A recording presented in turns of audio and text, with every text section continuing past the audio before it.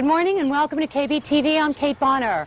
Every day we see on television, we read in the papers and on the web about the tragedy of the war in Iraq. Well, I rarely report about it on KBTV because of a phenomena I call news saturation, where we see images of IEDs blowing up U.S. armored vehicles on the side of the road in Iraq, or read about dead and wounded soldiers, that we become somehow saturated by the content, and the whole war, it begins to seem surreal. Last night, for instance, I'm at my computer and I'm reading about Army Reserve Captain Brian Freeman, 31 years old, out of California.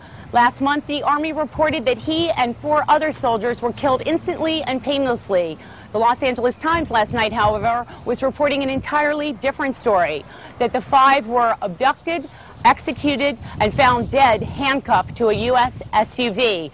Not exactly a death that was instant or painless. So I continue reading at my computer last night when a Wall Street Journal news alert flashes across my screen. It says, Halliburton set to move its corporate headquarters from Houston to Dubai in the United Arab Emirates. And how's this for public relations? I quote, "So the company will be better placed to focus on relations with the Gulf's enormous national oil companies."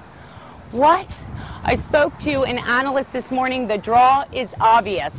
Dubai's tax-friendly approach to U.S. companies willing to move their headquarters, and it will indeed contribute to Halliburton's bottom line. Last year, the company made $2.3 billion in profits. My blood began to boil. Halliburton. You know Halliburton. It is the oil services giant where Vice President Dick Cheney was the chief executive officer from 1995 to 2000 before he took his post with George Bush in the White House.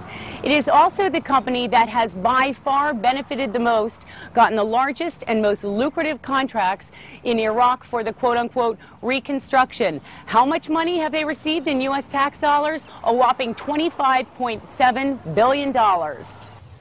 So has Halliburton done a good job in rebuilding Iraq with this $25.7 billion in U.S. tax monies?